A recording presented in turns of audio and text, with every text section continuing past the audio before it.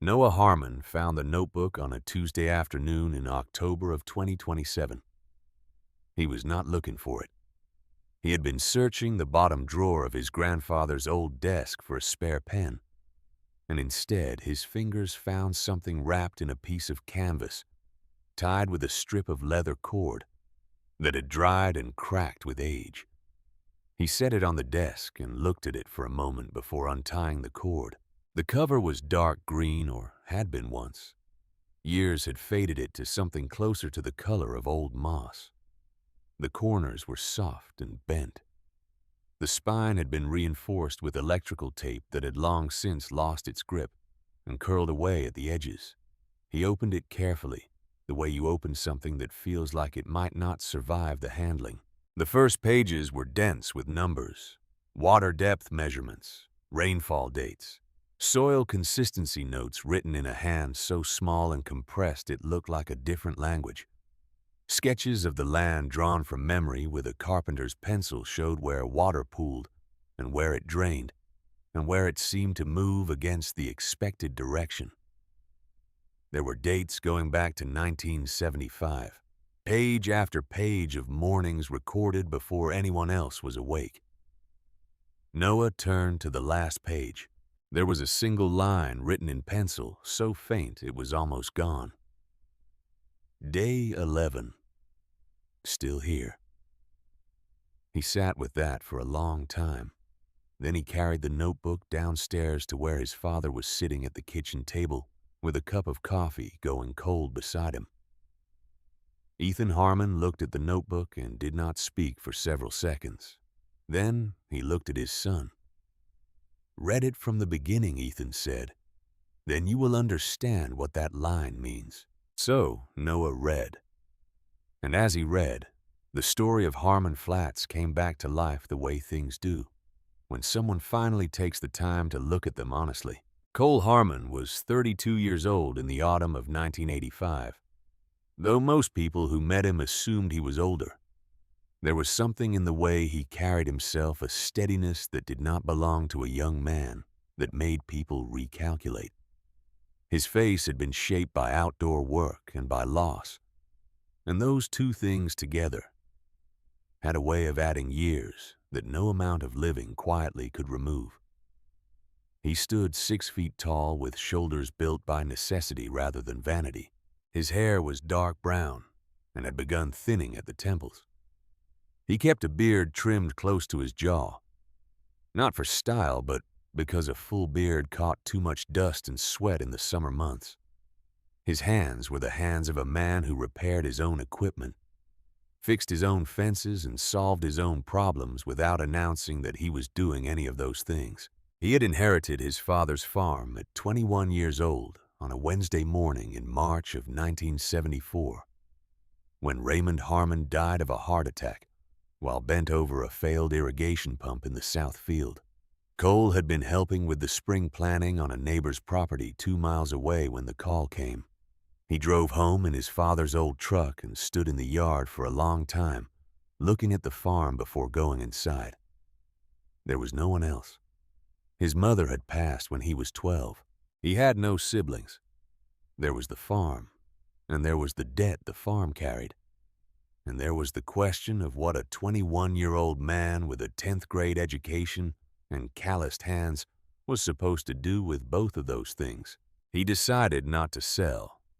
That decision was not complicated. It did not feel like courage at the time. It felt like the only thing that made sense, the way staying in a leaking boat and bailing water makes more sense than stepping out into the open ocean. The farm was real. The land was real. Everything else was uncertain. So he stayed and he worked and he took on additional labor wherever he could find it. He baled hay for neighbors. He drove grain trucks during harvest season. He repaired fences and cleared ditches and did whatever the land around Calhoun Parish required of anyone willing to show up before sunrise and stay until the light was gone. By 1975, he had paid down enough of the debt to breathe slightly easier, not comfortably. There was no comfort in those years, but the pressure had shifted from suffocating to merely heavy. and Cole had learned to work under heavy pressure, the way a man learns to work in the heat, by moving more slowly and stopping less often than he thought he needed to. It was in that same year, 1975, that he first began walking the edge of Harmon Flats. The flats were 42 acres of low ground sitting at the southern edge of Ridgefield, the small town that served as the center of Calhoun Parish. The land sat in a natural basin where 3 shallow drainage channels converged, and for most of the year the ground held water, the way a clay bowl holds rain. During wet months, the flats were properly flooded, sheets of still brown water stretching across the basin, with stands of marsh grass and buttonbush breaking the surface at irregular intervals. During dry months, the water receded to leave behind a landscape of cracked gray mud and standing pools, and a persistent smell of organic matter slowly decomposing in the heat. Nothing grew there that anyone had planted. Corn drowned. Soybeans rotted before they could establish roots. Cattle avoided the ground on instinct. For 12 years before Cole began his evening walks, the property had sat unused and untended, rotating through a succession of brief owners who each came to the same conclusion as the last and sold it on. The locals had given it a name that suited their opinion of the place. They called it the Dead Ground. Some of the older men called it the Devil's Bathtub. Children were told to stay away from it because the mud could pull a boot off your foot, and sometimes more than that. Cole was not sure why he kept returning. He could not have explained it clearly if someone had asked, and no one did ask because no one knew he was doing it. After finishing his evening work, he would drive his aging blue pickup to the south end of Ridgefield Park, on the gravel shoulder of the county road, and walk the perimeter of the flats until the light failed. He carried a notebook and a wooden stake and a flashlight for the walk back. He wore rubber boots that came to his knee and still managed to take on water when he misjudged the depth of a low spot. He measured things. He marked where the water entered after rain and where it sat longest after the rain stopped. He noted which areas dried first and what grew there first after drying. He found crawfish burrows along the higher margins of the basin, the small cylindrical mounds of excavated mud that indicated the presence of something alive and purposeful beneath the surface. He sketched rough maps in his notebook, orienting himself by landmarks: the bent cypress at the northwest corner, the rusted fence post that stood in 18 inches of water at the center, the place where 2 channels met and created a current visible only if you watched the surface long enough. He filled one notebook and then another. He said nothing about this to anyone. The years passed the way hard years do, slowly. And then suddenly, in retrospect, by 1983, he had cleared the farm debt his father had left. It had taken 9 years of work that most people would have found excessive, and Cole found merely necessary.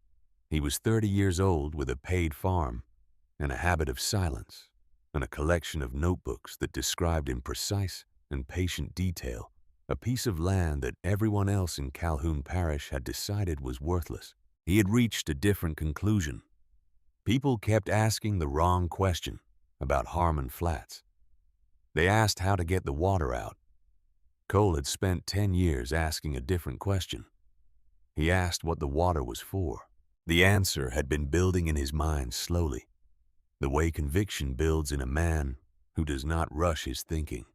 He had read what little he could find in the county library about crawfish production in southern Louisiana. The information was scattered and incomplete, most of it in agricultural bulletins that dealt with the subject as a side note, rather than a primary industry. But the pieces he had assembled pointed consistently in one direction.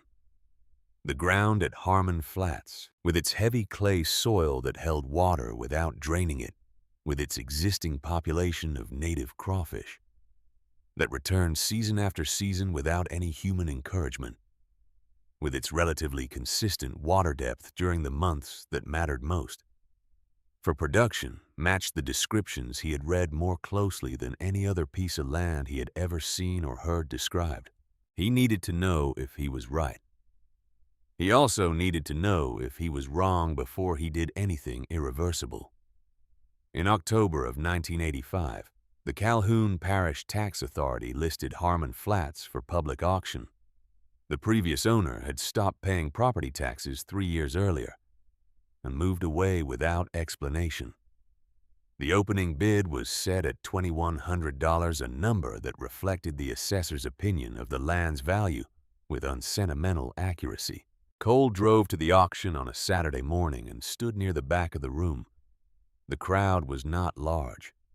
Auctions of undesirable property attracted curiosity more than competition, and the men who came were mostly there to watch rather than bid. Cole recognized most of them: farmers, equipment dealers, a couple of land speculators from the county seat who came to every auction as a matter of professional habit. Near the front of the room stood Wade Pickett.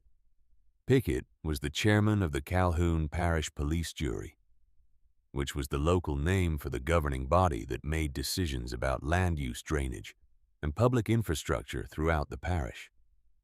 He was 58 years old, with the broad build of a man who had once been physically powerful and had since converted that mass to something softer. His hair had gone entirely white, and he wore it brushed back from a wide forehead. He had a loud voice and a manner of easy confidence that people in positions of authority sometimes develop and never examine. He was liked by most people in the parish the way a weather phenomenon is liked not for its virtue, but for its familiarity. Pickett had been in conversation with 2 men Cole did not recognize as the auction began. The men wore clothes that were not suited to a rural Louisiana auction room on a Saturday morning. Their shoes were clean. That detail registered somewhere in Cole's mind and stayed there. The auctioneer moved through the early lots briskly. Small parcels sold for small prices. Then he arrived at Harmon Flats. 42 acres, he announced. Calhoun Parish. Tax parcel 7-14. Opening bid $2,100. The room was quiet. A few men shifted their weight.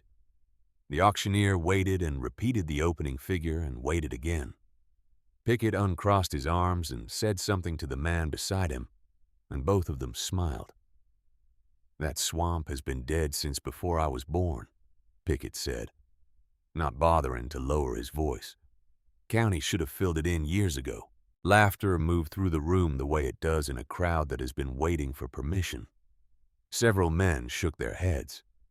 One man near Cole said something about mosquito farming that got a good response. Cole raised his hand. The laughter did not stop immediately. It softened and shifted into something more like surprise. And then it stopped and the room settled into a quiet that felt different from the quiet before. The auctioneer pointed at Cole and called the bid. $2,100. Anyone else? No one moved. The gavel came down in 30 seconds. Pickett turned and looked at Cole across the room with an expression that sat somewhere between amusement and something harder to name. "Boy," he said loudly enough for the room to hear, "you just bought yourself 42 acres of the most expensive mud in Louisiana." The room found this funny. Cole walked to the table and signed the paperwork. He folded the deed documents neatly and placed them inside the canvas-covered notebook he carried with him. He shook the auctioneer's hand and walked outside into the October sun. He stood beside his truck for a moment. $2,100 represented the margin between where he stood financially and a position of genuine vulnerability. He had known that before he raised his hand.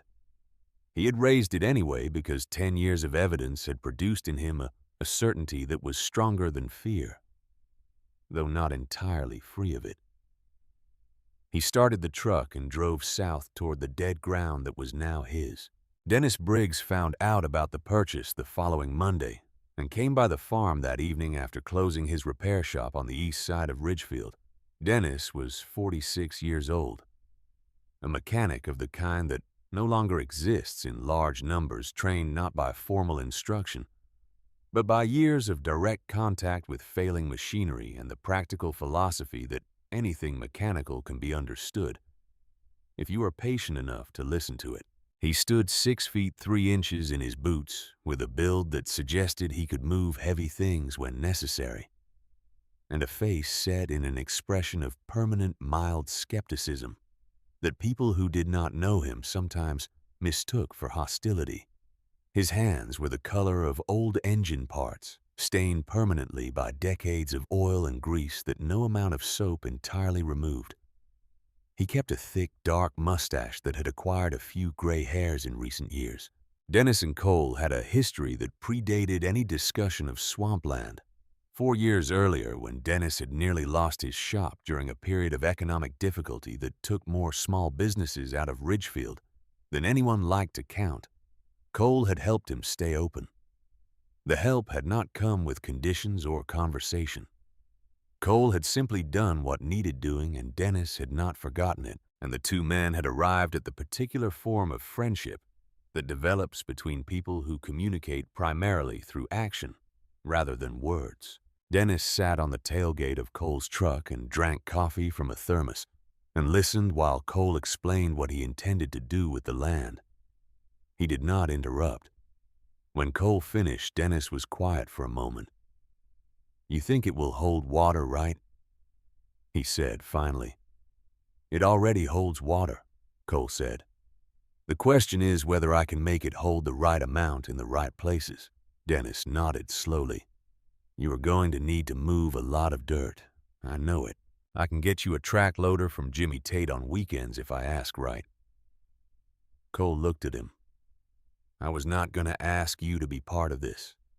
"I know you weren't," Dennis said. "That is why I am volunteering."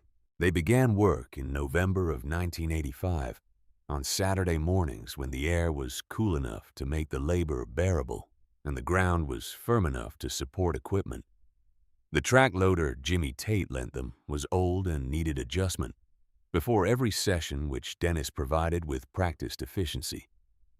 Cole had spent the previous weeks staking the property according to the system he had worked out from his notebooks, marking where the primary channels should run and where the earthen berms needed to be built to control water flow between sections. The work was slow. The mud was heavy and uncooperative in the way that bayou clay is uncooperative, which is to say completely and without apology. Equipment got stuck. Calculations proved optimistic in practice and had to be revised. Sections that looked level from the bank revealed themselves to be subtly tilted in ways that sent water in unexpected directions. Cole adjusted. He took notes. He adjusted again. The people of Ridgefield observed this activity with the mild entertainment that small communities reserve for the projects of individuals they have already decided are mistaken. At the Ridgefield Diner on Main Street, where most of the farming community gathered for breakfast on Saturday mornings, before heading out to their respective operations, Harmon Flats became a recurring subject. Wade Pickett held court at the large corner table as was his custom, and his opinions on the subject carried particular weight because he delivered them with the authority of a man who had never been seriously wrong about anything, at least in his own accounting. "That crawfish hotel of Harmon's is filling up with nothing but mud and embarrassment," he said one morning in December, and the table responded the way it always did to Pickett's pronouncements, with laughter and agreement, and the comfortable warmth of shared certainty. Cole was aware of the talk. Small towns produce it the way small towns produce everything efficiently and without waste. He did not find it troubling. He had learned early that the loudest opinions were usually formed from the least information, and the people talking about Harmon Flats had not spent 10 years walking its margins before sunrise. In February of 1986, Cole drove to Baton Rouge. He left before 4 in the morning and arrived when the State Agricultural Archive opened at 8. He carried his notebooks in a canvas bag over his shoulder and asked the woman at the reference desk where he could find historical research on commercial crawfish production in coastal Louisiana parishes. The woman at the desk was Margaret Hale. She was 61 years old, slender and composed with silver hair, pinned back from a face that had spent decades in the particular light of archive rooms. She wore wire-rimmed glasses and moved with the economy of someone who had learned long ago that deliberateness was more efficient than speed. She asked Cole several questions about what he was looking for. He answered carefully and honestly. She listened without interrupting. Then she asked him to show her his notebooks. He hesitated, not because he was unwilling, but because no one had ever asked to see them before. He set them on the reference desk and opened the first one. She read for a while without speaking. She turned pages slowly. She went back and reread sections.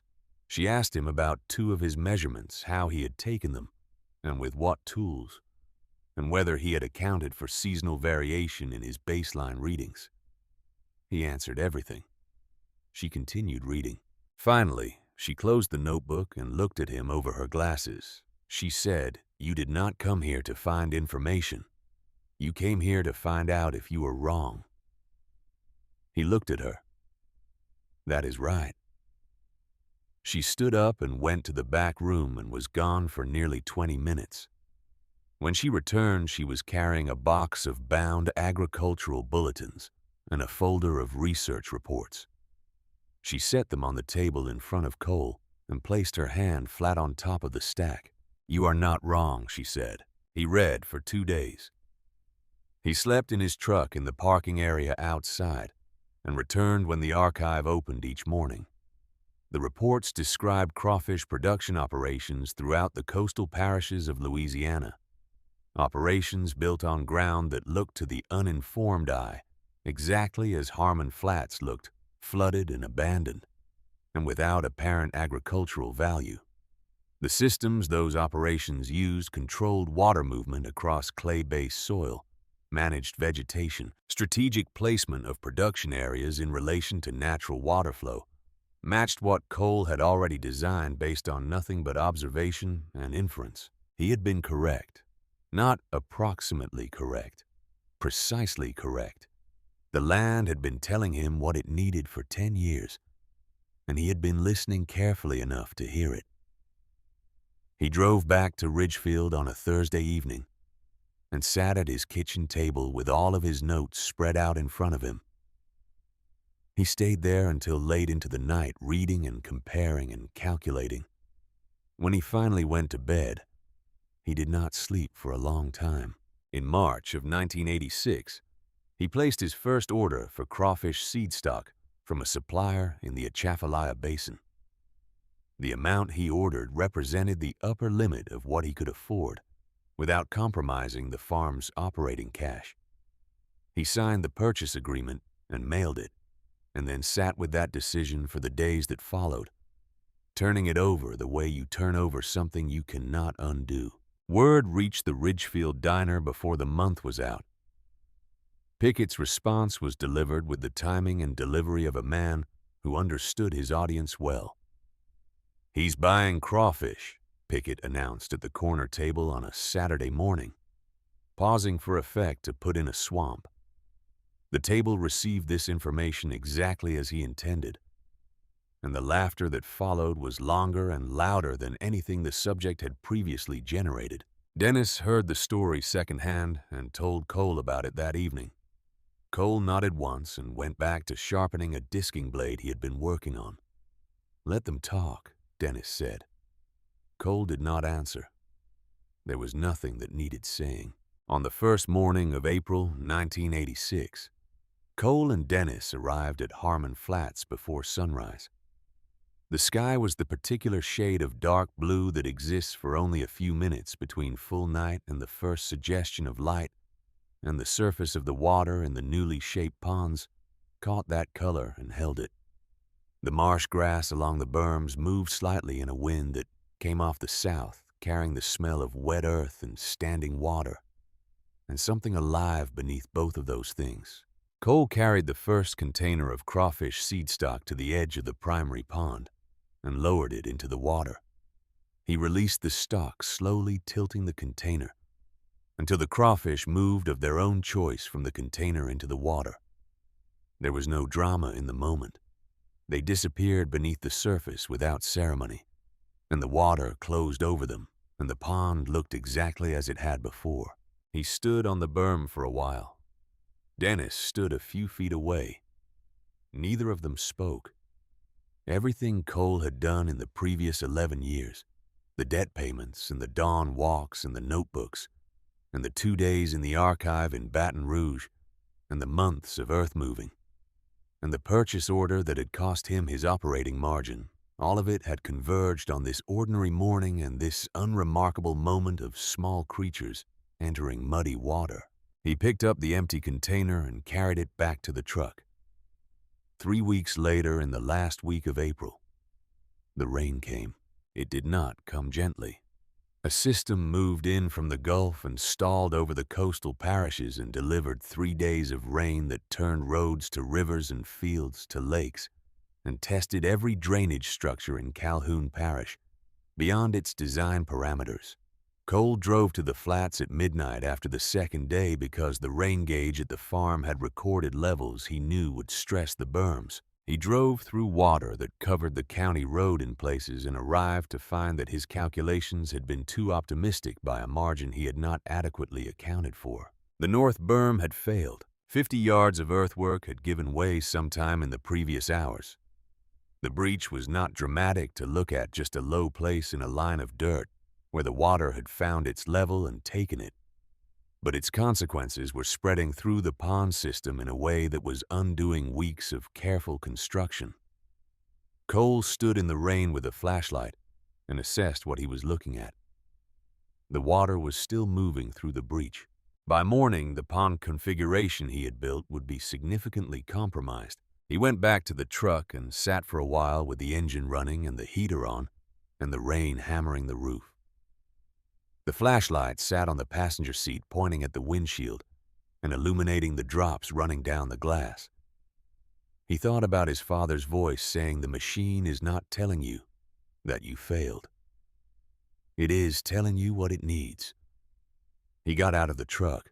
He worked through the rest of that night with a hand shovel and materials he had staged near the berms for exactly this kind of emergency, though he had hoped not to need them. He moved in the dark and the rain and the mud with the particular efficiency of a man who has decided that conditions are what they are and work is what remains. He could not stop the breach that night. He could slow it, redirect it, and understand it well enough to fix it properly when daylight came. He called Dennis from the payphone at the grain elevator at 6 in the morning when the rain had slowed to a drizzle. Dennis arrived in 45 minutes. They worked through the morning without speaking more than was necessary to coordinate their efforts. By midday, the breach was closed. The repair was not elegant. It was functional, which was what it needed to be. Cole went home that evening, cooked a meal he did not taste, and sat at the kitchen table with his newest notebook open in front of him. He wrote down everything the failure had shown him, where the berm had been too narrow, how the water had found the weakness, what the drainage pattern had done when the containment changed. He wrote for an hour. Then he closed the notebook, washed his dishes, and went to bed. The next morning, he drove back to the flats and began reinforcing the sections of berm that the failure had identified as vulnerable. In Ridgefield, the storm damage was the main topic of conversation for the following week. Roads had been closed. A culvert on the highway had collapsed. 2 farms had taken on water in their equipment sheds. At the diner, Pickett delivered what he clearly considered the definitive verdict on the situation at Harmon Flats. "Should have known better than to try to tame a floodplain," he said, shaking his head with the practiced solemnity of a man announcing an obvious truth. "Some land just wants to be left alone." Cole was not there to hear it. He was at the flats measuring water levels in the repaired ponds and writing the results in his notebook, and the crawfish he had released a month earlier were somewhere beneath the surface of that muddy water doing whatever crawfish do when no one is watching them, which is to say, surviving. The summer of 1986 came in hot and without apology, the way Louisiana summers always do pressing down on the land from the first week of June, with a weight that made the air feel like something you had to push through rather than breathe. The crawfish were still there.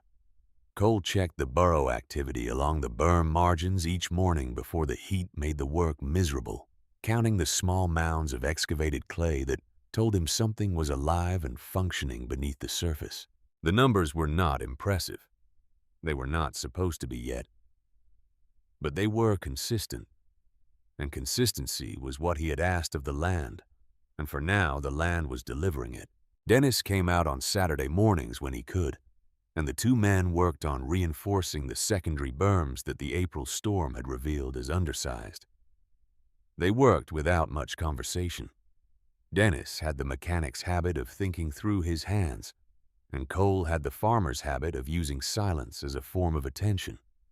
And together they had arrived at a working rhythm that required very little language to maintain. What Cole did not tell Dennis, what he did not tell anyone, was how close the numbers were running. The seed stock purchase had taken most of his operating margin. The repair materials after the April breach had taken the rest. He was farming his 38 acres on a budget that left almost no room for the unexpected, which in Louisiana agriculture meant almost no room at all. He kept this information in the same place. He kept most things that worried him, which was somewhere behind his eyes where it would not interfere with the work. The unexpected arrived in September. The vehicle that pulled off the county road and parked beside the entrance to Harmon Flats on a Tuesday afternoon was a dark green SUV that was clean in a way that vehicles in Calhoun Parish were not generally clean. Two men got out. They wore pressed clothing and leather shoes that were not designed for standing in gravel beside a drainage ditch in rural Louisiana, but they stood there anyway with the composed confidence of men who were accustomed to being uncomfortable in places they had chosen to visit for professional reasons. Cole was working on the south berm when he heard the vehicle. He straightened and watched the men cross the property toward him, picking their way around the wet areas with careful steps. The taller of the two introduced himself as a representative of Meridian Land Holdings, a development and agricultural investment company based in Baton Rouge. He had the kind of practiced friendliness that comes from years of delivering unwelcome propositions to people who had not asked for them. He explained that Meridian had been acquiring land throughout the coastal parishes for a large-scale agricultural infrastructure project, and that Harmon Flats represented a parcel of interest to the company. He offered $3,100. Cole stood with his shovel and looked at the man without expression. The man clarified that the offer was for the property as it currently stood, meaning Meridian was prepared to absorb the cost of the improvements Cole had made, though he described those improvements with a neutrality that suggested he was being generous in calling them that. The offer was fair, he said. Given the nature of the land and its history, it was more than fair. Cole asked him what Meridian wanted the land for. The man said the company had interests in water management infrastructure throughout the region, and that Harmon Flats fit into a larger plan he was not at liberty to fully detail. Cole nodded slowly. He looked out over the ponds. The afternoon light was hitting the water at an angle that made the surface look almost copper-colored. A great blue heron was standing at the far margin of the primary pond with the particular stillness that those birds achieve when they are waiting for something to make a mistake. He thanked the men for coming out. The taller man waited. Cole did not add anything to the thanks. They left the way they had come, picking their way back across the gravel with their clean shoes. Cole watched the vehicle pull back onto the county road and disappear around the bend to the south. Then he turned back to the berm he had been working on and resumed shoveling. He thought about the offer for the rest of that afternoon and into the evening. Not about whether to accept it, that question had resolved itself within seconds of hearing the number. He thought instead about what the offer meant. Meridian was a company with resources and professional staff, and companies with resources and professional staff did not spend money on property survey and travel, and personnel time to make lowball offers on worthless land. They made lowball offers on land that had value they hoped the current owner had not yet recognized. Cole went to his filing cabinet that evening and found the purchase documents from the 1985 auction. He spread them on the kitchen table and read through them carefully for the first time since signing them. Most of it was standard parish tax auction language, but near the end, in a section describing the property boundaries and associated water rights, there was a clause that referenced a Louisiana riparian access agreement dating to 1923, which granted the holder of the Harmon Flats parcel priority access to surface water flowing through from the adjacent northern watershed. He read the clause 3 times. Then he found a clean page in his current notebook and copied the clause out by hand word for word and underlined the phrase priority access. He did not yet know exactly what that clause meant in practical terms, but he understood enough about land and water in Louisiana to know that water rights, particularly documented water rights with a specific legal lineage, were not minor details. He closed the notebook and sat at the table for a long time. 3 weeks after the Meridian representatives visited, Wade Pickett stopped by the farm. This was unusual. Pickett was the kind of man who conducted most of his business from his corner table at the diner, or from his office at the parish government building, and he did not often make personal visits to properties he had no direct authority over. He arrived in his parish truck on a Thursday evening when Cole was coming in from the fields and accepted the offer of coffee with the ease of a man who had expected to be invited inside. He sat at Cole's kitchen table and talked for a while about nothing in particular, the way men sometimes talk when they are working towards something they have not yet introduced. He talked about the storm damage in April, and the parish road repairs and the price of soybeans, and the general direction of agriculture in the coastal parishes which he characterized as difficult. Then he mentioned Harmon Flats. He said the parish had received some concerns from neighboring property owners about water management on the parcel, specifically about whether the modifications Cole had made to the drainage patterns might affect adjacent land during heavy rainfall events. He said the parish police jury was obligated to review any complaints of that nature and that they would need to schedule a formal hearing to assess the situation. Cole set his coffee cup down. He asked who had filed the complaint. Pickett said the complaint was a matter of public record, but that he was not in a position to discuss the specific details ahead of the formal process. He said the hearing would be scheduled within 60 days. He said Cole would, of course, be given full opportunity to present his case. He finished his coffee and thanked Cole for his time and drove away in the parish truck. Cole stood on the porch and watched the truck reach the county road and turn south in the same direction. The Meridian vehicle had gone 6 weeks earlier. He went inside and called Dennis. Dennis arrived 20 minutes later and listened to the account of both visits without interrupting. When Cole finished, Dennis was quiet for a moment. "They want your water," Dennis said. Cole nodded. "That clause in the deed, the 1923 agreement." Cole had told Dennis about it the week after he found it. "If Meridian is building whatever they are building," Dennis said, "and your parcel controls the water flow into that area, then your 42 acres is not worth $3,100. Cole said nothing. Dennis looked at him. "How much do you think it is worth to them?" Cole looked at the wall for a while. "Enough that they went to Pickett," he said. The 60 days before the hearing passed in a way that Cole would later describe to Ethan as the most difficult period of the entire enterprise, more difficult than the levee breach, more difficult than the financial strain, more difficult than any of the physical setbacks that had come before. The difficulty was not logistical. It was the particular difficulty of waiting while forces larger than yourself arrange themselves against you, knowing they are arranging themselves and being unable to do anything useful until they have finished. He continued working the flats every morning. The crawfish population was growing. The burrow counts were increasing. The water clarity in the secondary ponds had improved as the vegetation management he had done in late summer began to show its effects. By October, the signs were unambiguous to anyone who knew what to look for. The system was working. He also drove back to Baton Rouge in early October and spent a day in the agricultural archive with Margaret Hale. He told her about the riparian clause and showed her his copy. She read it carefully and asked him to describe the water flow patterns he had observed at the flats in detail. He did, referring to his notebooks. She listened with the same quality of attention she had brought to their first meeting.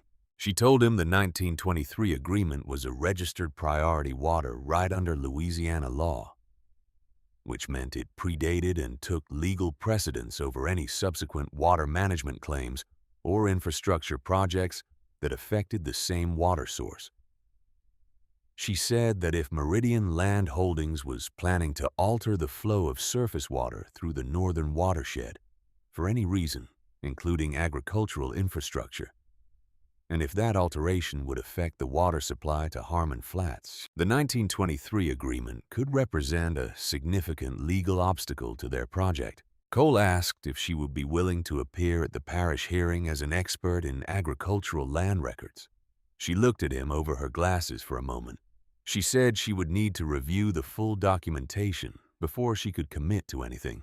He spread his notebooks on the table in front of her and told her to take whatever time she needed. She read for 3 hours. When she finished, she stacked the notebooks neatly and set them back in front of Cole and said, "Yes, I will come."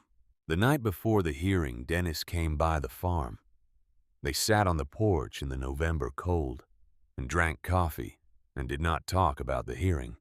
They talked about the flats, about the crawfish population trends Cole had been tracking, about what a full production season might look like if the system performed the way the data suggested it should.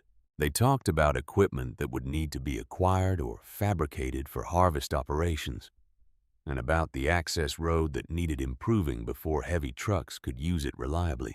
They talked about everything except the next morning, because everything except the next morning was something they could actually affect. Cole went to bed at 10 and lay in the dark for a long time. He thought about his father, about the morning he had stood in the yard with the farm and the debt, and had decided not to run from either of them. He thought about the notebooks stacked in the filing cabinet in the kitchen. 11 years of mornings reduced to numbers and sketches and observations that no one had ever asked to see until now. He thought about the heron that had taken to standing at the edge of the primary pond most afternoons, patient and still and completely indifferent to the human activity that went on around it. He had observed the bird often enough to recognize something in its posture that he associated with a particular kind of confidence. The heron did not chase anything. It waited in the right place long enough that the right things came to it. He slept. The parish hearing was held in the police jury meeting room at the Calhoun Parish Government Building in Ridgefield on a Wednesday morning in November of 1986. The room had 12 rows of folding chairs facing a long table where the jury members sat, and most of those chairs were occupied. Word had traveled the way word travels in small communities, not through announcements, but through the particular network of attention that forms when people sense that something is being decided that will matter. Pickett sat at the center of the jury table with the composed authority of a man conducting a routine proceeding. Beside him sat the parish engineer and 2 other jury members whose expressions suggested they expected the morning to be brief. The 2 Meridian representatives were in the 3rd row. The taller one, the same man who had come to the flats in September, sat with a legal pad on his knee and a pen in his hand. He did not look at Cole when Cole took his seat. The parish attorney presented the complaint. It was framed as a matter of public safety and drainage management, citing concerns that the modifications made to Harmon Flats had altered natural water flow patterns in ways that could affect neighboring properties during high water events. The language was careful and technical, and had clearly been prepared by someone who understood how to make a property dispute look like a public interest matter. Cole was invited to respond. He stood and said he would like to submit documentation. He placed his 11 notebooks on the table in front of the jury. He described what they contained and how they had been assembled, and over what period of time. He said the notebooks contained hydrological observations of Harmon Flats, dating to 1975, 10 years before he had purchased the property, and that those observations established the natural water behavior of the land with a degree of precision that he believed exceeded anything the parish engineer's office had on record. The Meridian attorney, who was seated in the gallery but who apparently had standing to address the jury, said that personal notebooks were not certified technical documents and should not be treated as expert evidence. Cole said he understood that concern and had anticipated it. Margaret Hale stood up from the second row. She introduced herself by name and professional title: State Agricultural Land Records, Specialist, Louisiana Department of Agriculture, with 31 years of experience evaluating land use documentation throughout the coastal parishes. She said she had reviewed the notebooks in question and found them to represent a systematic and scientifically valid record of hydrological conditions at the Harmon Flats parcel conducted with consistent methodology over an 11-year period. She said the observations they contained were consistent with and, in several respects, more detailed than the monitoring records typically produced by certified agricultural engineers. The parish engineer, who had been looking at the notebooks with professional curiosity, asked if he could examine them. Cole said he could. The engineer took the top notebook and read for several minutes. He turned pages. He went back and reread a section. He set it down and picked up a second one. Pickett cleared his throat. The engineer set the notebook down and looked at Pickett. "These are thorough," he said. "More than thorough, actually." Pickett said the jury would need to deliberate and that the hearing would recess. The recess lasted 40 minutes. Cole sat in his folding chair. Dennis sat beside him. Margaret Hale sat on Cole's other side and looked straight ahead. The Meridian representatives spoke in low voices to each other. The room around them murmured at a level below conversation. When the jury returned, Pickett announced that the formal drainage complaint had been assessed and found insufficient to warrant remediation action. The modifications at Harmon Flats were within the property owner's legal rights and did not represent a documented hazard to adjacent properties. The complaint was dismissed. He said it the way men say things they have not been given a choice about saying flatly, and without looking at the person the words most affected. Cole nodded once. He gathered his notebooks from the table and returned them to the canvas bag. He shook Margaret Hale's hand and thanked her. She told him the notebooks were remarkable and that she meant that in the scientific sense. He said he knew she did and that he appreciated her coming. He and Dennis walked out into the November morning where the air was cold enough that their breath showed. They stood beside Cole's truck without speaking for a moment. Dennis said, "Pickett didn't look at you once during that verdict." Cole unlocked the truck. "He did not look at me when I bought the land either," he said. They drove back to the flats. What Cole did not know as he drove south on the county road that morning was that the hearing had not ended anything. It had simply moved the conflict to a different location. Meridian Land Holdings did not abandon its interest in the water rights attached to Harmon Flats. What they abandoned was the approach of working through the parish government. In January of 1987, Cole received a certified letter from a law firm in Baton Rouge informing him that Meridian had purchased the 40-acre parcel immediately north of Harmon Flats, the parcel that contained the primary watershed that fed surface water into his ponds, and that Meridian intended to install a water management structure on that parcel as part of their regional agricultural infrastructure project. The letter was polite. It explained that the installation would involve some temporary modification of surface water flow patterns in the area, and that Meridian would work to minimize any impact on adjacent properties. It did not mention the 1923 riparian agreement. It did not mention Cole by name. It referred to his property as the southern parcel and described the anticipated impact on it as minimal and temporary. Cole read the letter at the kitchen table on a January morning with his coffee going cold beside him. He read it twice. Then he opened his filing cabinet and retrieved the auction purchase documents from 1985 and read the riparian clause again. He called Margaret Hale. She listened to him describe the letter and asked him to read her the specific language of the riparian clause from the 1923 agreement. He read it word by word. She was quiet for a moment after he finished. She said that what Meridian was proposing, any structure that altered the flow of surface water from the northern watershed, would constitute an interference with a prior appropriation water right under Louisiana law. She said the 1923 agreement was a matter of state record and that any company doing proper legal due diligence on the northern parcel should have discovered it. Cole asked if she thought they had discovered it. She said she thought that was a very good question. He drove back to Baton Rouge the following week. Margaret pulled the original 1923 agreement from the state archive, a document on paper so old it had turned the color of weak tea with handwriting in the formal style of a county surveyor from that era. The language was unambiguous. The holder of the Harmon Flats parcel held first priority right to surface water, flowing through from the northern watershed. Any modification to that flow required the written consent of the holder of that priority right. No such consent had been requested. No such consent had been given.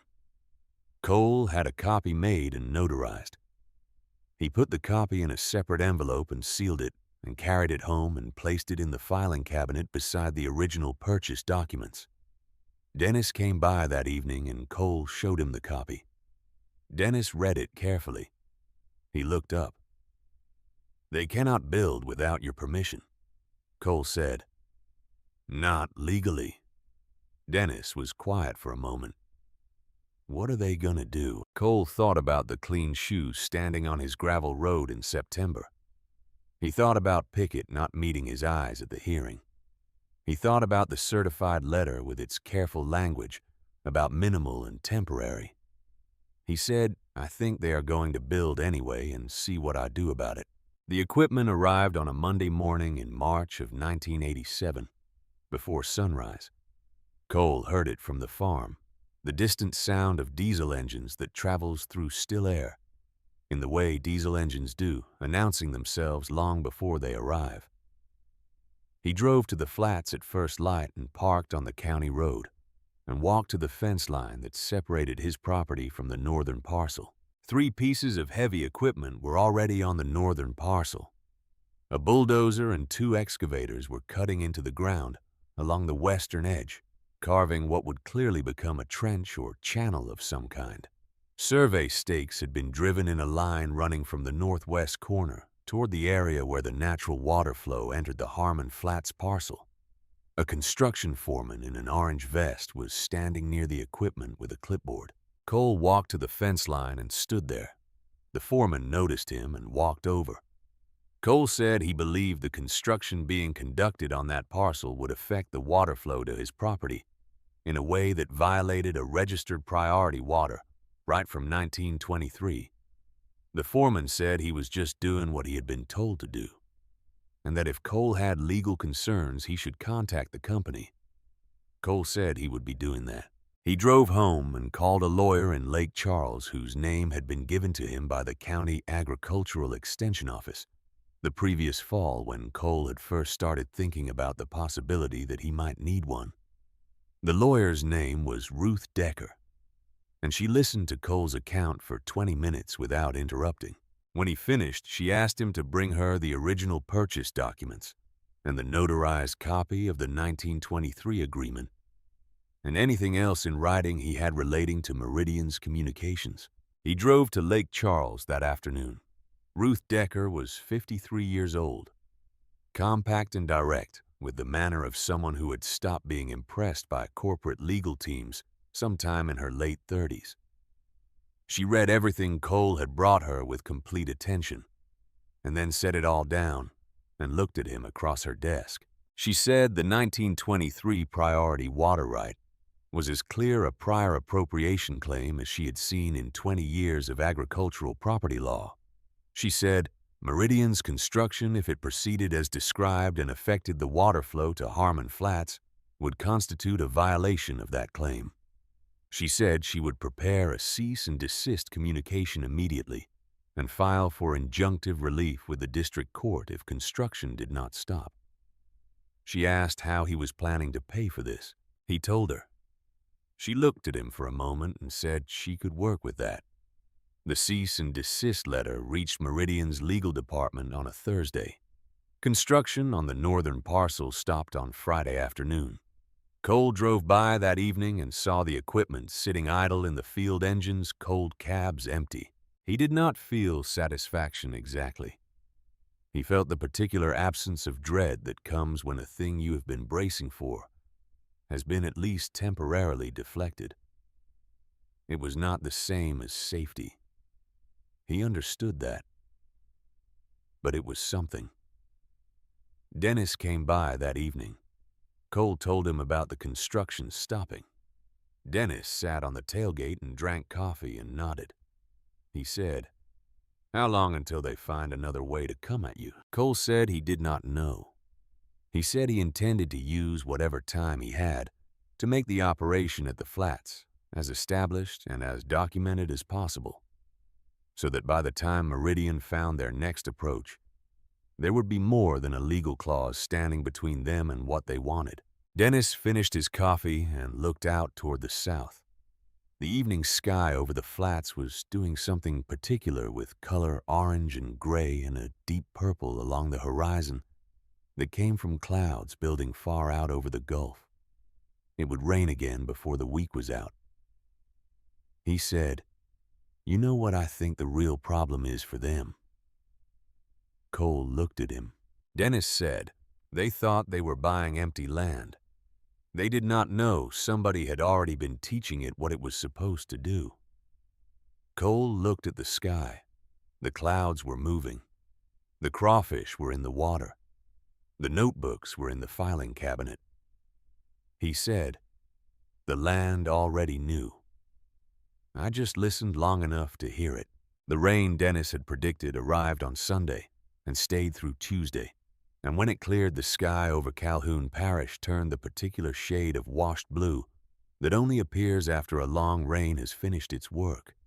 Cole drove to the flats on Wednesday morning and walked every berm and checked every water control point and wrote the results in his notebook. The system held.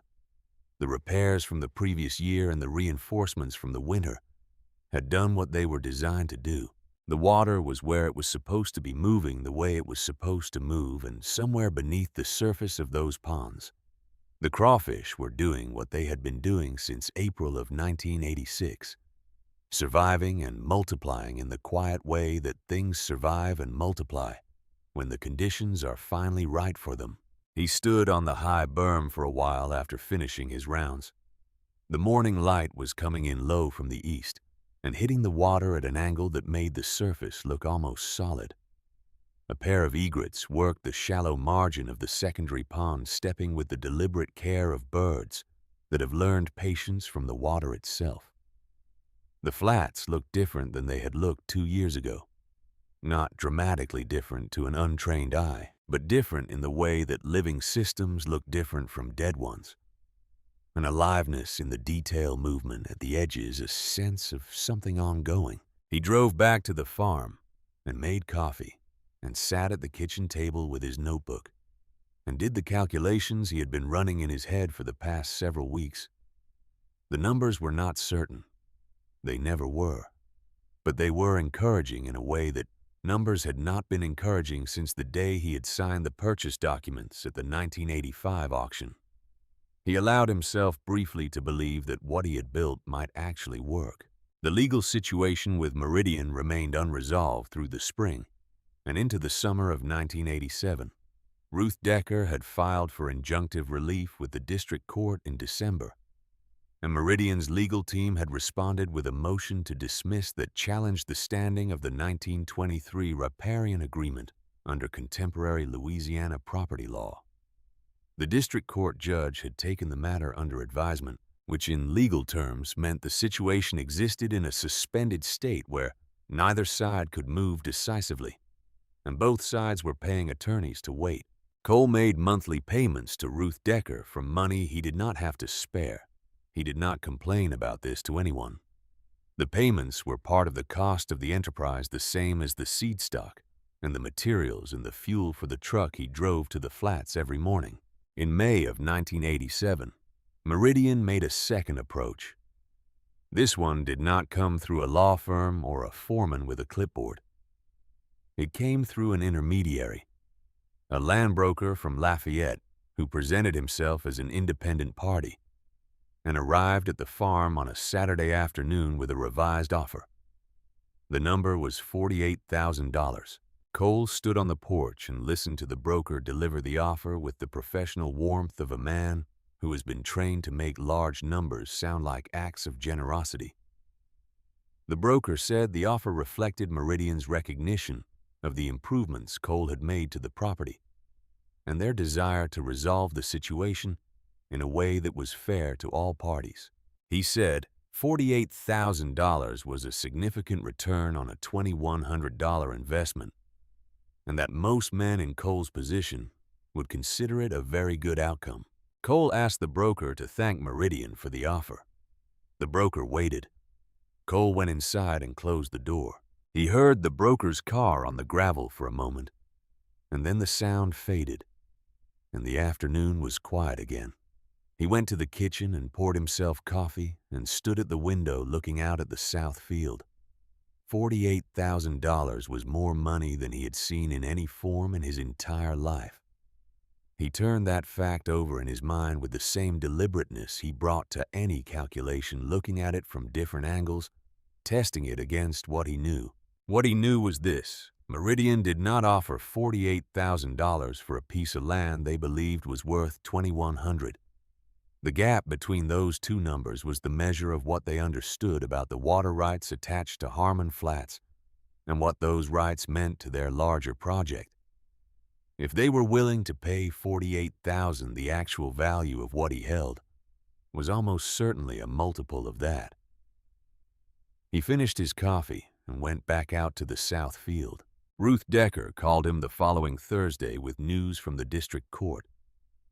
The judge had denied Meridian's motion to dismiss.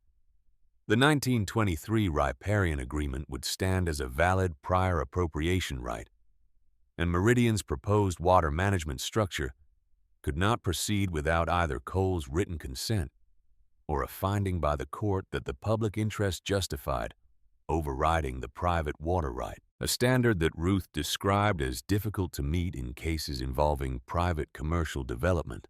Cole listened to this without speaking. Ruth said, "This is a good outcome, Cole." He said he understood that. She said Meridian would have to either negotiate with him in good faith or abandon their current project configuration entirely. She said she expected them to come back with a better offer. She was right. They came back in August of 1987 with an offer of $112,000 and a proposed easement arrangement that would have given Meridian controlled access to the water flow, while leaving Cole nominal ownership of the parcel. He declined both the purchase offer and the easement. Ruth communicated the decline in the formal language that lawyers use when they want the other side to understand that a decision is final. By the end of 1987, Meridian had quietly begun reconfiguring their regional project to route around Harmon Flats entirely. The information came to Cole secondhand through Ruth Decker, who had sources within the Baton Rouge development community that she did not fully explain. The reconfiguration was expensive. Cole did not know exactly how expensive, but Ruth suggested the number was significant. Wade Pickett lost his position as chair of the parish police jury in the spring of 1988 when a routine audit of parish contracts revealed a pattern of payments to a consulting firm that had no verifiable services to show for the fees it had collected. The audit did not specifically mention Meridian land holdings. It did not need to. The people of Calhoun Parish were capable of reading the shape of a thing even when the details were obscured. Pickett resigned before the jury could vote to remove him. He did not make a statement. He simply stopped coming to the corner table at the Ridgefield Diner. And after a few weeks, people stopped expecting him there. Cole heard about Pickett's resignation from Dennis on a Thursday evening. Dennis came by the farm after closing the shop and told him what he had heard. And Cole listened and nodded and did not say anything about it. Dennis looked at him for a moment. "That is all you have got to say," Cole said. "The crawfish are outperforming the fall projections by about 14%. Dennis shook his head slowly. But there was something in his expression that was not quite amusement, and not quite admiration, but existed somewhere between the two. The spring harvest of 1988 was the first one that mattered. Cole had taken small test harvests in 1987 to assess population health and density, but the 1988 spring season was the first full commercial harvest attempt, and everything that had been built and repaired and defended over the previous 3 years would be measured against it. Cole arrived at the flats before 4 in the morning on the first harvest day. The darkness over the marsh was complete, except for the stars, which were out in numbers that the summer haze usually obscured. He set up the harvest traps by flashlight, moving along the berms with the practiced efficiency of a man who has walked those paths enough times that his feet know them independently of his eyes. He baited each trap and set it and moved to the next one. And by the time the eastern sky had begun its transition from black to deep blue, he had finished the primary pond circuit and started on the secondary. Dennis arrived at 5 with his truck and a thermos of coffee and the cargo trailer they had modified over the winter for live transport. He did not say anything when he arrived. He poured 2 cups of coffee and handed one to Cole, and they stood on the high berm and drank and watched the sky change. The first trap Cole pulled at 6:15 was heavy. He did not react visibly. He brought the trap to the sorting table and opened it, and the crawfish inside moved with the particular energy of animals that are healthy and well-fed and unhappy about being confined. He sorted them by size with hands that had learned the work over the previous 2 seasons and counted the keepers into the live tank. The second trap was heavier than the first. By 8 in the morning, Cole had pulled 40 traps, and the numbers were running well above the conservative projection he had put in his notebook 6 months earlier. Not extravagantly above it, not in a way that seemed impossible to sustain, but above it in the measured way that a system performs when it has been built correctly and given enough time to establish itself. Dennis watched the count from the other side of the sorting table. After a while, he said, "We are going to need a bigger tank." Cole said, "I know it.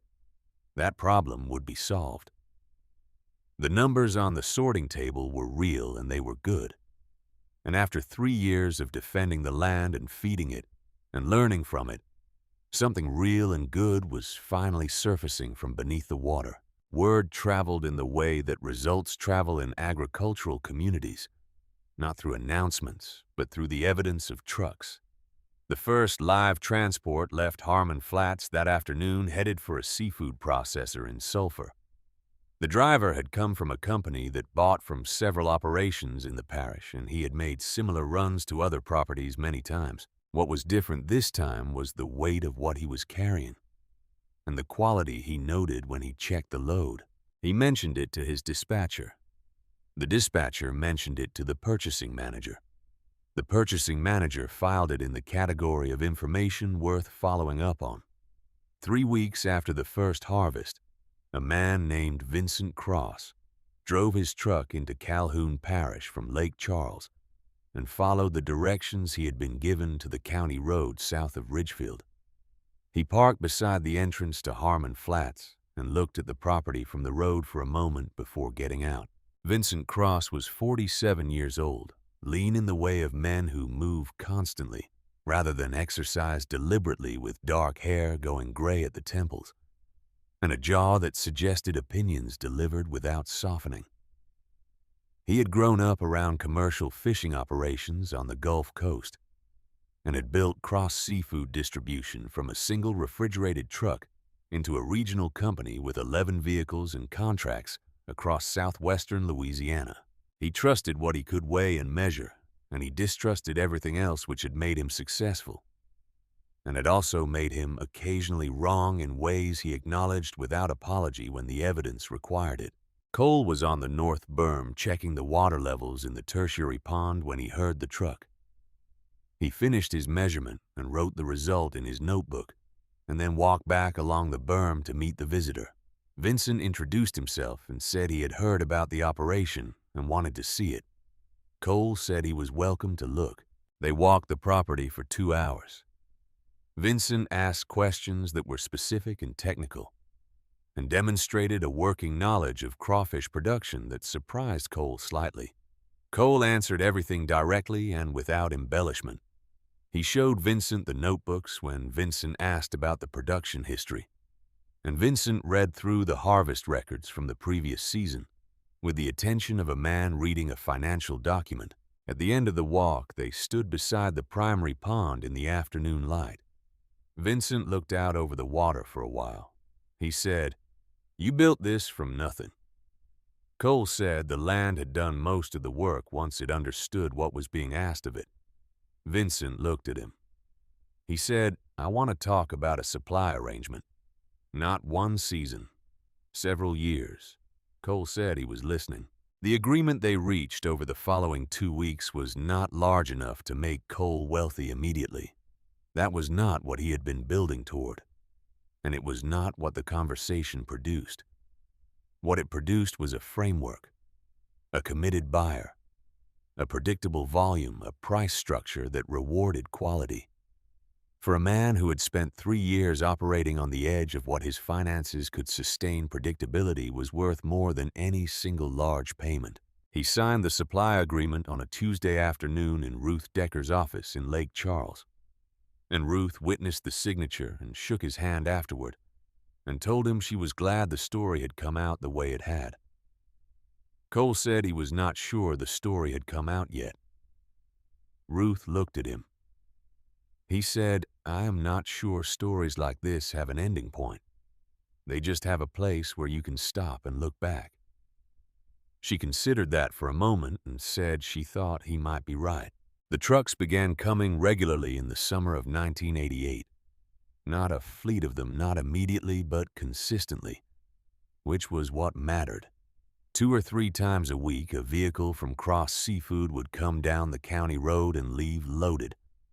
Occasionally, a buyer from another company would come out after hearing about the operation through the network that commercial seafood buyers maintain, and Cole would walk them through the property the same way he had walked Vincent, answering questions honestly and showing them the notebooks when they asked about the history. At the Ridgefield Diner, the conversation changed. It did not change dramatically or all at once. It changed the way the light changes in the hour before sunset gradually, and then in a way that suddenly seems obvious. The jokes about the dead ground stopped appearing at the corner table, because the corner table no longer had a man sitting at it who needed the jokes to be told. The men who had laughed loudest at the 1985 auction found that they had less to say on the subject now, that the subject had become inconvenient to their previous positions. One September morning in 1988, Cole stopped at the diner for coffee before driving out to the flats. He sat at the counter rather than a table the way he usually did when he came alone. The man 2 stools down was a farmer named Ronald Pierce, who was in his early 60s with the sun-darkened skin and white stubble of a man who had spent 4 decades outside. Pierce had been at the 1985 auction. Cole remembered his face in the crowd when the laughter went up. Pierce finished his coffee and set the cup down and looked at Cole without the comfortable remove of a man who can afford to be indifferent. He said I was wrong about what you were doing out there. Cole looked at him. Pierce said I do not say that to a lot of people because I am usually right. But I was wrong about that. Cole nodded. He said the land was not wrong. Nobody understood what it was for. Pierce was quiet for a moment. Then he said, "Could you show me sometime how it works?" Cole said he could do that. 2 weeks later, Pierce came out to the flats on a Saturday morning, and Cole walked him through the entire operation. The water management system, the harvest methodology, the record-keeping that had made everything else possible. Pierce asked good questions. He had enough agricultural experience to understand most of what he was looking at. Once it was explained, and he had enough honesty to ask about the things he did not understand. At the end of the morning, Pierce stood at the edge of the primary pond and shook his head slowly. He said, "You planned all of this before you bought it." Cole said, "I planned it before I knew I was planning it. I was just paying attention." Pierce looked at the water for a long time. Then he said, "I have 40 acres of low ground on the east side of the parish that nobody has been able to do anything with." Cole looked at him. Pierce said, "I am not asking you to do it. I am asking if you would be willing to tell me what you see when you look at ground like that." Cole said he would come and look. By 1992, Harmon Flats was producing at a level that an independent appraiser called in by a bank that had approached Cole about a business loan he had not requested, valued at a number Cole did not immediately share with anyone. He thanked the bank representative for the visit and said he would be in touch if his financial situation required it, and drove home and sat at the kitchen table with the appraisal document in front of him. He had paid $2,100 for the land in 1985. The appraiser's figure was not a multiple of that. It was a different category of number entirely. He filed the document in the cabinet beside the 1923 water rights agreement, and the original auction purchase papers and the notebooks and the supply agreement with Cross Seafood and the legal documents from the Meridian case. The cabinet was getting full. He made coffee and went out onto the porch and looked south toward the flats, though he could not see them from the farm.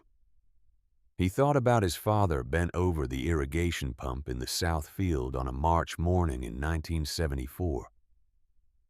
He thought about the version of himself that had stood in this same yard 11 years ago, with debt and land and no clear understanding of what came next. He thought about all the mornings between that one and this one. The notebooks filled in the dark before the rest of the parish was awake. The walks along the margins of the flats in rubber boots, the clay and the water and the crawfish, and the slow, patient process of learning what a piece of land was capable of when someone took the time to ask it the right questions. He did not feel triumphant.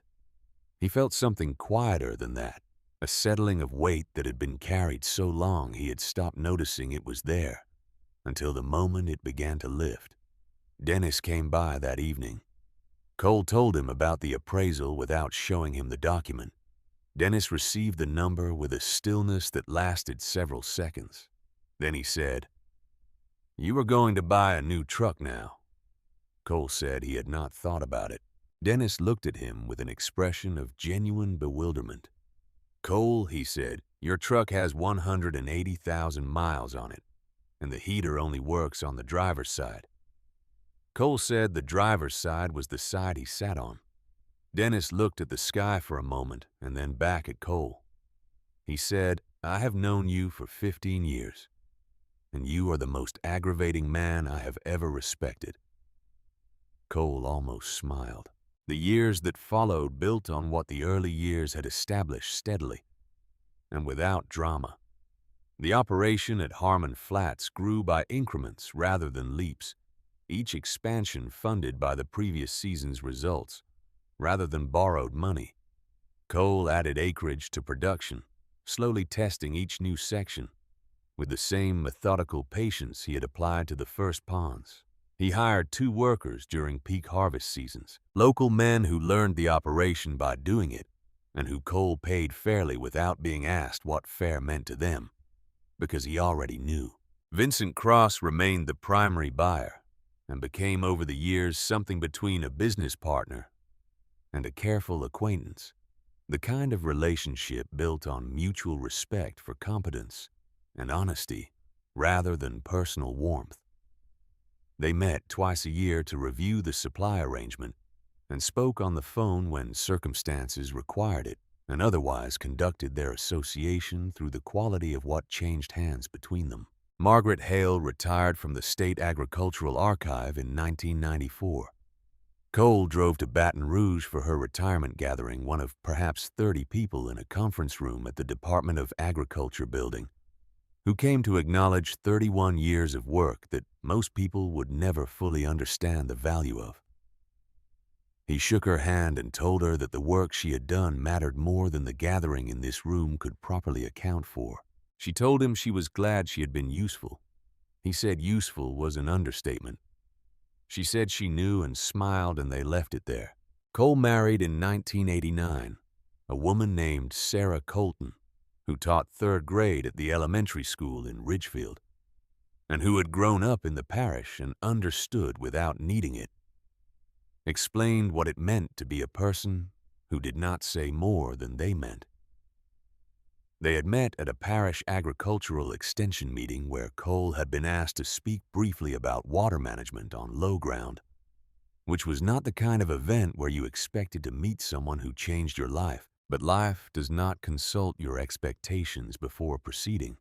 Sarah had a quality of attention that Cole recognized because he shared it, a habit of observing before speaking, of waiting until she was sure she understood something before saying she did. They were married in the spring of 1990 in a small ceremony at the Methodist Church in Ridgefield. Ethan was born in 1991, in the same year that the crawfish population at Harmon Flats reached the production level Cole had projected in his notebooks as the realistic maximum for the current acreage. He noted both facts in his journal on the same page, not because he was comparing them, but because they happened in the same season, and the journal was where he recorded what happened. Ethan grew up knowing the flats, the way children know the landscapes of their early years, not as a concept or an achievement, but as a place, a specific geography of water and mud and morning light, and the smell of organic earth that is distinct from any other smell, and that lodges permanently in the memory of anyone who spends enough time in it. He learned to walk the berms before he learned to read. He learned to check a water level gauge before he learned long division. Cole taught him not by making the teaching obvious, but by doing the work in his presence and answering questions when they were asked, and occasionally redirecting attention to something worth noticing. By the time Ethan was 10, he could read the condition of the ponds from the berm without instruments, identifying by color and surface movement, and the behavior of the birds along the margins, whether water levels were within range or trending in a direction that required attention. Cole noticed this capacity developing and did not comment on it directly. He simply continued asking Ethan what he saw when they walked together, and Ethan continued seeing more with each passing season. Sarah watched this process with the patient appreciation of a woman who understood that the most important things are rarely announced. She taught reading and arithmetic and the multiplication table to other people's children all week, and came home to watch her husband teach their son something that had no name in any curriculum. But that was, she thought, more valuable than most things that did. Cole's notebooks continued filling. By the time Ethan was in high school, there were more than 30 of them in the filing cabinet, each one labeled by year and season on the spine in Cole's compressed handwriting. They recorded not only Harmon Flats, but also the 40 acres of low ground on the east side of the parish that Ronald Pierce had eventually converted to a smaller crawfish operation, with Cole's guidance, and 2 other properties whose owners had come to Cole with similar problems and received similar help. Cole never charged for the advice. When people offered payment, he declined and said that what they were really paying with was their willingness to look at their land honestly before deciding what it was for. Most people did not know exactly what to do with that response. They thanked him anyway. In the autumn of 2027, when Noah Harmon was 14 years old and had read every page of the notebook he had found, in the desk drawer he walked out to Harmon Flats with his grandfather on a Saturday morning. The October light was doing the same thing it had always done over the water at that time of year, coming in low and copper-tinted from the east, and making the surface of the ponds look like something you could walk across if you were patient enough to believe in it. Cole was 74 years old. He moved more slowly than he once had, with the careful deliberateness of a man who has learned to conserve effort over a long working life. His hair had gone entirely silver. The lines around his eyes had deepened to the point where his face in repose looked like a landscape that had been shaped by decades of weather. His hands still carried the texture of outdoor work. He still checked the water level gauges himself every morning, and he still wrote the results in a notebook, and the filing cabinet in the farm office now required a second cabinet beside it. They walked the high berm in the early morning quiet. The egrets were working the secondary pond the way they always did at this hour. The crawfish burrow mounds along the margins of the tertiary pond were dense and well distributed, which meant the population was healthy, and the water conditions were maintaining themselves within the range Cole had established as optimal nearly 4 decades earlier. Noah had been quiet since they left the house, which was not unusual for him in the mornings. He was a boy who thought before he spoke, a quality Cole recognized without remarking on it. After a while, Noah said, in the notebook, the last page, day 11, still here. What was happening on day 11? Cole stopped walking. He stood on the berm and looked out over the primary pond for a long moment. The surface was still. The light was changing as the sun lifted the copper color, giving way to something cleaner and more ordinary. He told Noah about the levee breach in April of 1986. He told him about the 3 days of rain and the 50 yards of earthwork that gave way in the night, and what it had looked like when he arrived before sunrise with a flashlight. He told him about Dennis going to the hospital, and about the 11 days he had spent at the flats alone, sleeping in the truck cab and working the daylight hours and writing a few lines in the notebook each night before the light failed. He said it was the only time in the entire enterprise that he had seriously wondered if he was wrong. Not about the land, about himself. Whether he had the capacity to see something through that resisted being seen through. Noah looked at him. What made you stay? Cole thought about that. The water was still. Somewhere beneath it, things were alive and working. He said, I had put 10 years of mornings into understanding what that land was capable of. Walking away would not have changed what the land was capable of. It would have just meant that nobody knew. Noah was quiet for a moment. Then he said, did you know it was going to work? In the end, did you know? Cole looked at his grandson. The boy had Sarah's eyes, that quality of attention that waited for the real answer rather than the easy one. He shook his head. I knew the water was real, he said.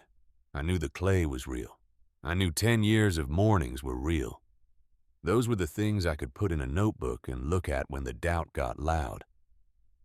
I did not know if it would work. I knew there was no honest reason to believe it would not. Noah looked out over the water. He said, that is different from knowing.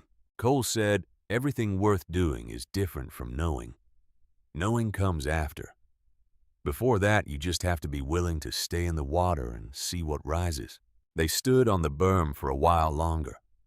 The sun was fully up now, the light ordinary and clear over the flats, catching the surface of the ponds. and the movement at the margins and the small, constant activity of a living system that had been built by patience and defended by a piece of paper from 1923 and sustained by the particular stubbornness of a man who had decided that a piece of ground was worth understanding before he decided it was worth anything else. Noah walked back to the farm that morning with the notebook under his arm. When he reached the house, he went to the office and opened the second filing cabinet and found a space in the back of the bottom drawer where two notebooks could fit side by side. He placed the oldest notebook, the one from 1975, with the water measurements that went back before Cole had owned the land next to the notebook, with day 11. Still here on the last page. They fit exactly. He closed the drawer and went to find his grandfather and ask him what the water level gauges said this morning.